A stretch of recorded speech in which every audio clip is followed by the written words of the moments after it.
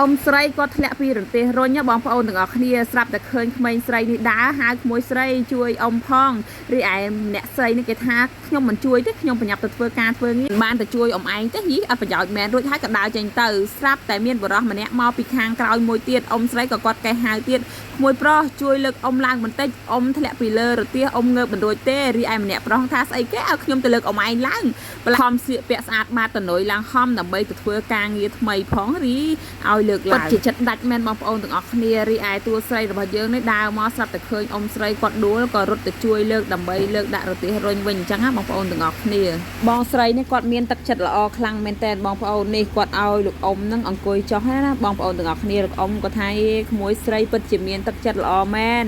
មិនដូចពីអ្នកដើរទៅអំបញ្ញមិញនេះសោះនេះអ៊ំហៅជួយលើកគេមិនព្រមជួយលើកទេណារីឯតួស្រីរបស់យើងគាត់ថាតោះអ៊ំខ្ញុំត្រូវទៅនៅផ្លូវខាងមុខដែរខ្ញុំជូនលោកអ៊ំទៅហើយក៏អ៊ំស្រីហ្នឹងមកដល់កន្លែងធ្វើការរបស់គាត់ហ្នឹងគាត់ក៏បាននិយាយប្រាប់ថាអ៊ំស្រីខ្ញុំជូនអ៊ំបានតែត្រឹមហ្នឹងទេដោយសារខ្ញុំប្រញាប់ទៅធ្វើការអ៊ំស្រីហ្នឹងគាត់ក៏និយាយថាអ៊ំ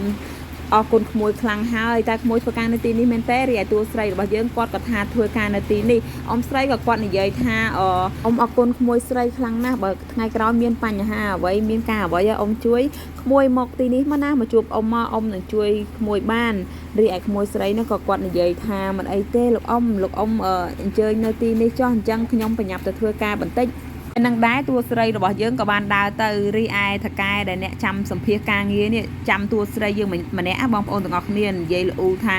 នាងមិនគ្រប់ពេលវេលាសោះម្នាក់ហ្នឹងយឺតម៉ោងយឺតអីចឹងណារីឯពីរអ្នកនេះគេរៀបរាប់ថាគេគឺជាមនុស្សល្អធ្វើការល្អគ្រប់ពេលវេលាចឹងណាបងប្អូនទាំងអស់គ្នារីឯថកែម្នាក់នេះថាឥឡូវនេះលើសម៉ោងកន្លះម៉ោងហើយចាំមើលពេលណានាងមកដល់ស្រាប់តែតួស្រីយើងមកដល់ភ្លាមហើយក៏ស្ដីឲ្យថានាងមានមើលម៉ោងទេការងាររបស់នាងបែបហ្នឹងមែនទេធ្វើការមិនគោរពពេលវេលាតែឲ្យយើងយកនាងទៅចូលធ្វើការយ៉ាងម៉េចឥឡូវអ្នកទាំងអស់គ្នានេះឲ្យខ្ញុំគិតយ៉ាងណាចំពោះអ្នកដែលមកយឺតនេះរីឯនាងម្នាក់នេះគេថា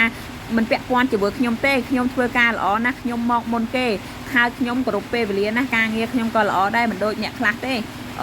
ធ្វើការមិនដឹងតួនាទីមិនដឹងពេលវេលាអញ្ចឹងណារីឯតកែនេះគេអញ្ញឹមមកបងប្អូនទាំងអស់គ្នាម្នាក់នេះទៀតក៏អញ្ចឹងដែរគេថាគេធានាថាការងារពិតជាល្អរៀបរយចំពោះតួនាទីការងារដាក់ឲ្យគេមកគឺមិនខុសទេអញ្ចឹងបងប្អូនទាំងអស់គ្នាគេរៀបរាប់គេអួតប្រាប់តកែហ្នឹងថាទុកចិត្តលើគេចុះការងារបន្តិចបន្តួចគឺគេអាចឃ្លៀបានគ្រប់យ៉ាងទាំងអស់អញ្ចឹងបងប្អូនទាំងអស់គ្នាហើយក៏គេ